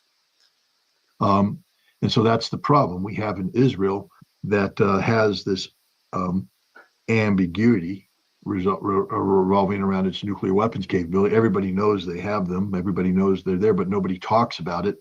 And the danger of this weapons capability has become manifest because previously it was talked about as only the Samson option. That is, if Israel's being overrun, Israel will use these weapons to take everybody down with Israel. But now we have a situation where Israel's literally talking about a strike against Iran's nuclear capabilities that doesn't involve Israel being overrun. It's a reaction to a problem that Israel created by assassinating, a senior Hamas official in Tehran on the day the Iranian president was inaugurated, on assassinating Hassan Nasrallah, on attacking the Iranian consulate in Damascus. This is a problem of Israel's own making, and now it's manifested itself in a manner in which Israel is threatening to attack Iran in a manner that can only be accomplished with nuclear weapons that Israel has yet to declare officially having.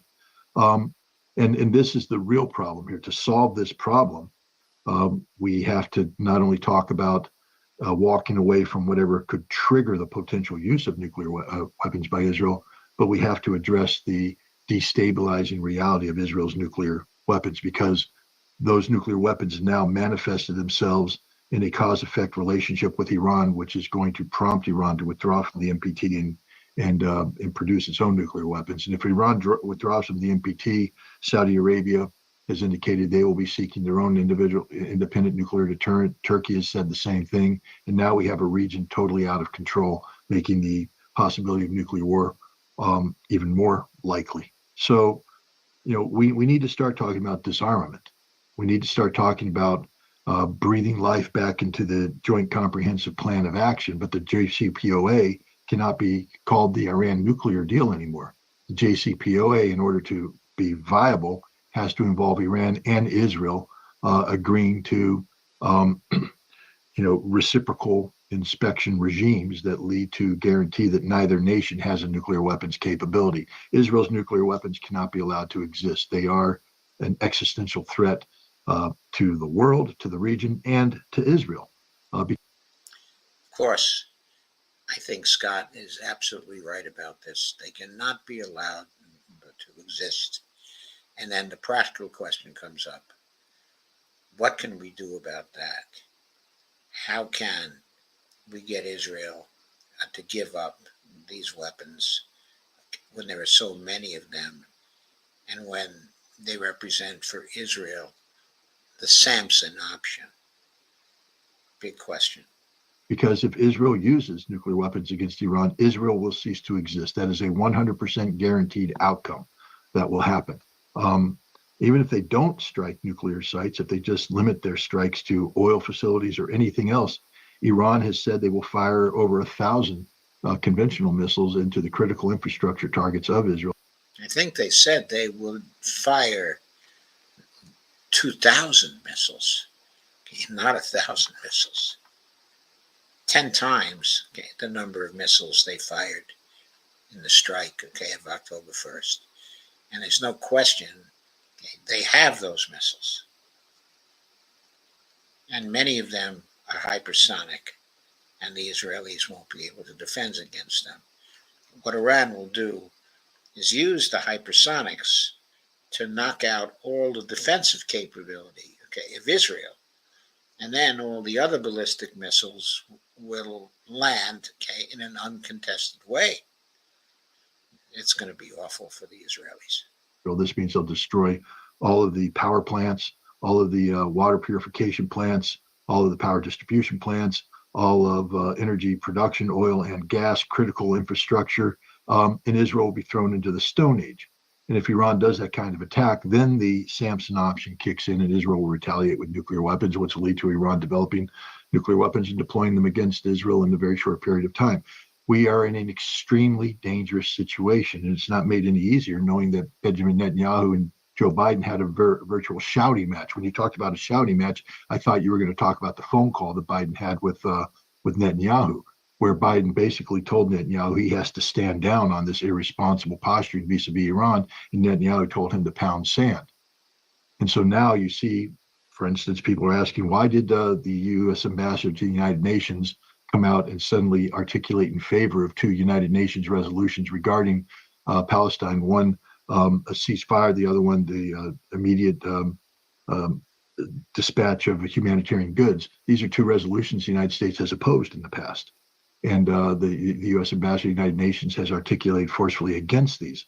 But now she's advocating for them. Why? Because Biden promised Netanyahu that if he walks away from attacking Iran, that the United States would provide not only unprecedented levels of military support, but also we would have Israel's back diplomatically. Israel will never fear anything from the United Nations. Netanyahu has disregarded Biden's advice, and so now Biden is making Netanyahu pay a price. And this, I have to say, okay, it's about time. Long past time. I don't think is going to succeed in doing anything other than pushing the Israelis even closer to making the decision to attack Iran. We are in a very dangerous situation because the United States appears to have lost the ability to pressure Israel into taking actions that are good for the United States.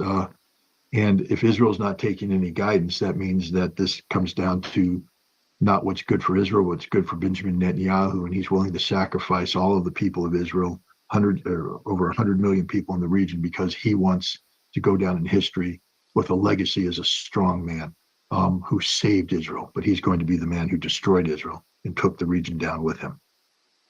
Here's how. And that is it, of course.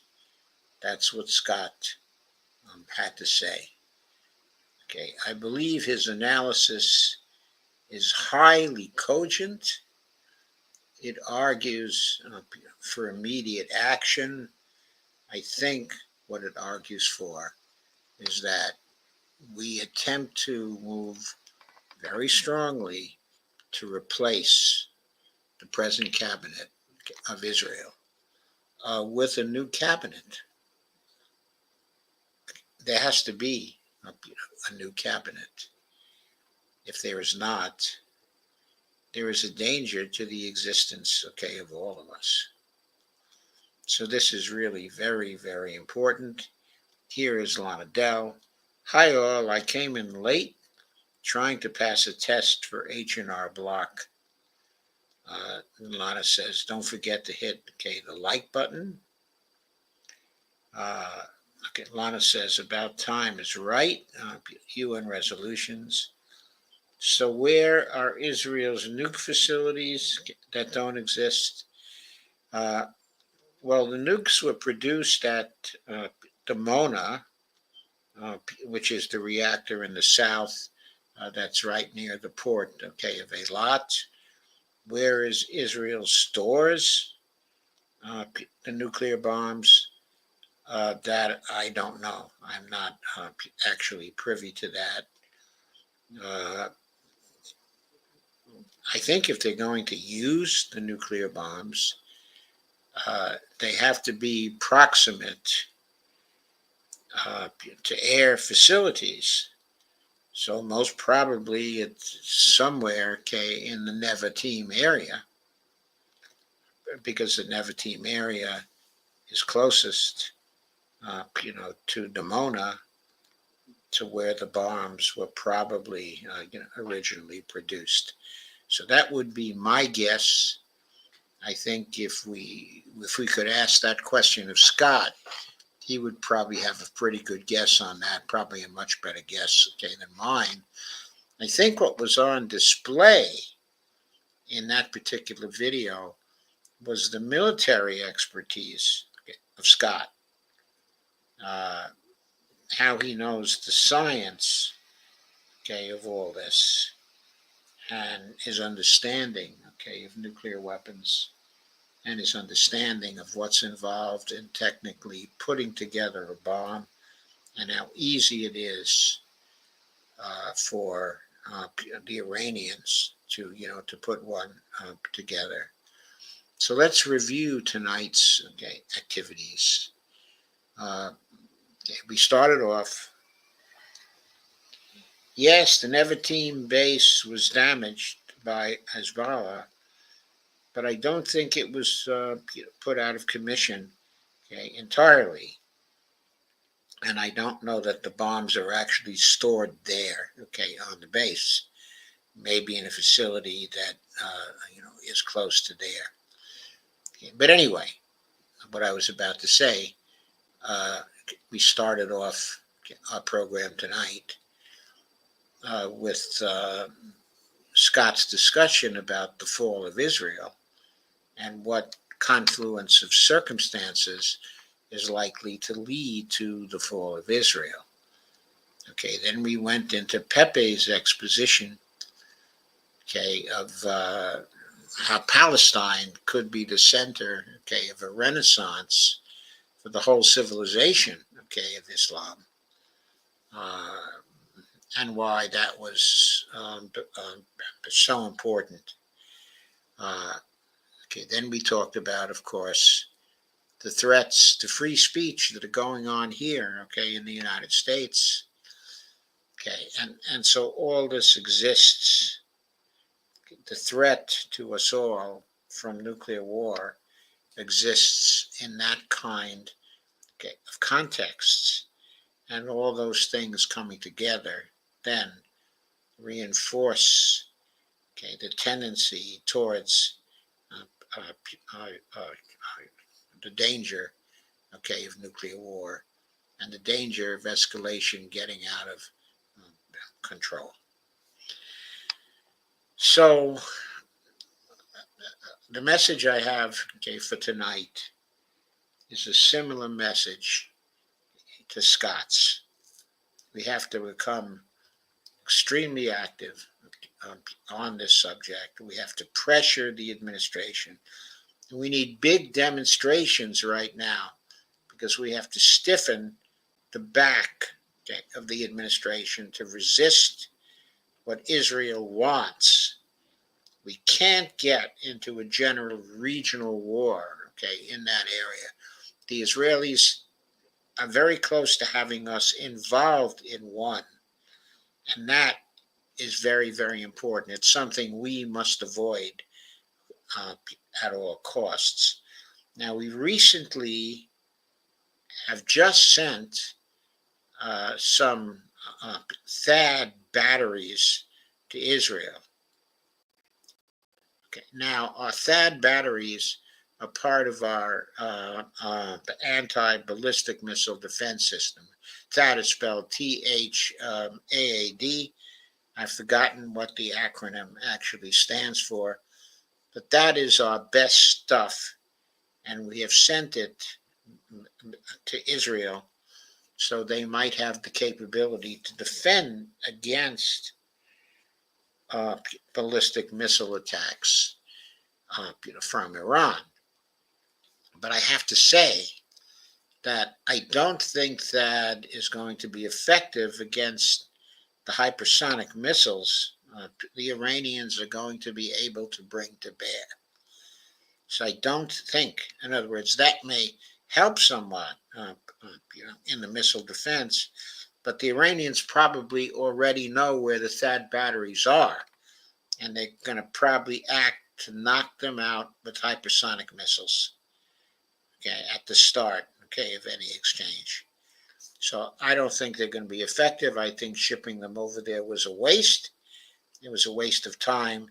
It was the wrong thing to do because it, tends to exacerbate the situation. But we did it because we always act to exacerbate these kinds of situations. Biden's back has to be stiffened so that he will get Israel to the conference table. That has to be done. He has to place an arms embargo, okay, on Israel until Israel consents, okay, to getting to the conference table. Now, you might reply and say, Netanyahu is never going to consent, okay, to that, and I agree.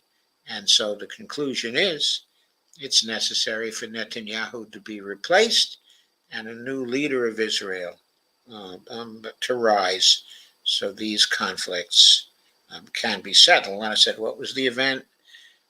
Scott was inviting people to attend. It was an event that was being sponsored by, I believe it's Dorothy Sayer. I'm not sure of her first name. It's an event, okay, in New York. There are going to be two events. There's evidently going to be a public protest and demonstration on one day. And the next day, I think there's going to be, okay, a conference meeting and brunch or something like that, where hundreds of people, panels, are going to be discussing the problem. So he's encouraging everybody to go to attend uh, uh, uh, uh, uh, uh, that event. Okay, I hang on a second. Let me see if I can uh, get that back for you quickly.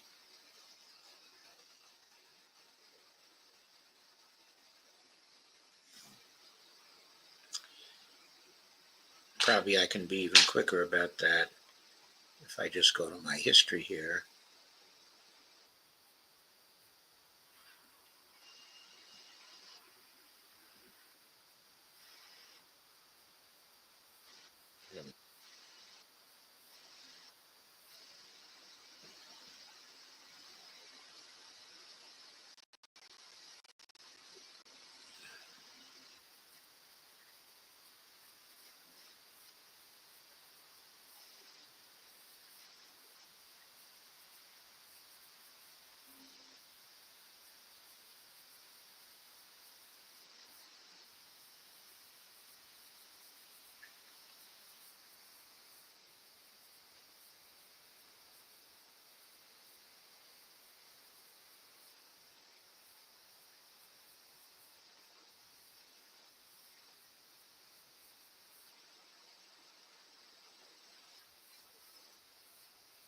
Okay, so somewhere around here. So let me share this again. I'm going to share it and give you this information again. I should have thought to do this, but here we go. Requires everybody to get up and vocalize. I know that Diane Sayre is holding an event in New York City on October 26th. Okay, so Diane Sayre, that's Sayre, I believe, if I recall correctly, or maybe it's Sayer. It's on October 26th. It's going to be in New York City. The next day, there will be a brunch in New York City where we will have panels that will be discussing this. We'll be advertising that, but I would encourage everybody to attend the event in New York City on the 26th and then attend the brunch on the 27th. Empower yourself with knowledge and information, and then go out there and vote accordingly. Hold people accountable prior to the election and hold whoever wins accountable after the election. If we fail to do so, human nature being what it is, we will probably end up in a nuclear conflict before the year is out, and none of this conversation matters.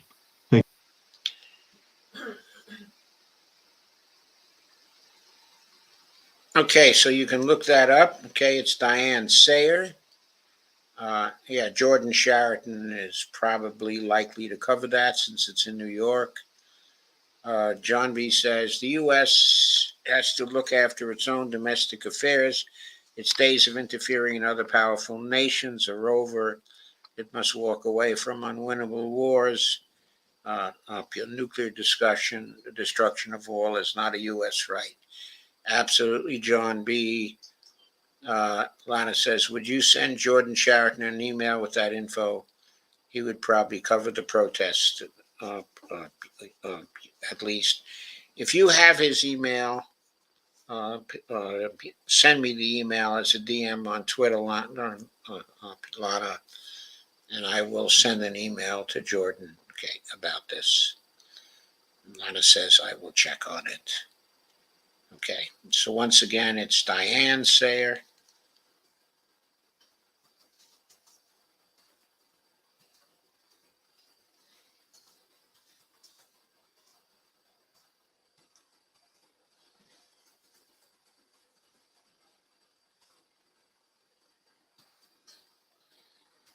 Sayre. Okay, and you can Google her. The date is 10/26, and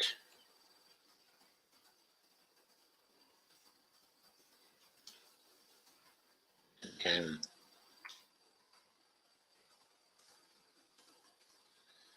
'27.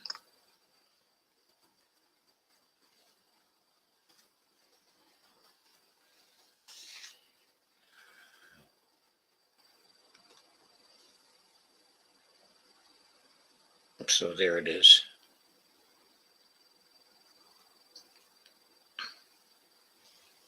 Okay, any other questions or comments?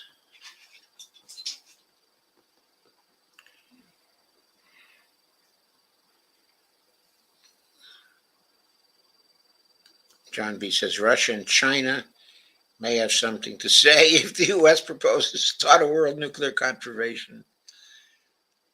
The world has a right to exist. We all have a right to exist.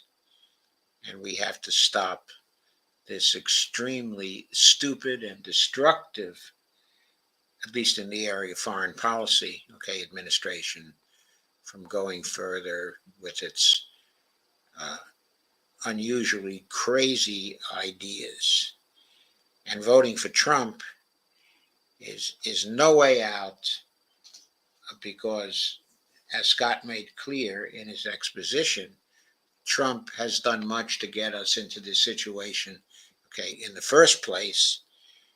And if anybody is likely to go forward to the end with Israel, it's probably Trump, because he still expects to make, or hopes to make at least, a lot of money from the existence of the Israeli regime and from its ethnic cleansing, and genocide. So there are those considerations. So I don't think Trump is any kind of way out, from this. So there it is. And I'm going to say good night now. I expect to be back with another stream on Tuesday, at 9 p.m. If you like this one, please share, like, and subscribe. Of course, the usual stuff. And if I'm back before Tuesday, it will because something very interesting, is happening. Lana says good night. Dee says good night as well. So thank you, folks, for coming. And thank you, Lisa, for coming. If you're still here, thank you, John B., for coming. And thank you, Dee, for always being here. Evelina, thank you also for coming. Catherine. I hope I have not missed anybody. And Steve, though I think he went to bed a long time ago. And his Shomak Shuti, same. Haven't heard from you for a while. Anyway, good night again, and thank you for coming.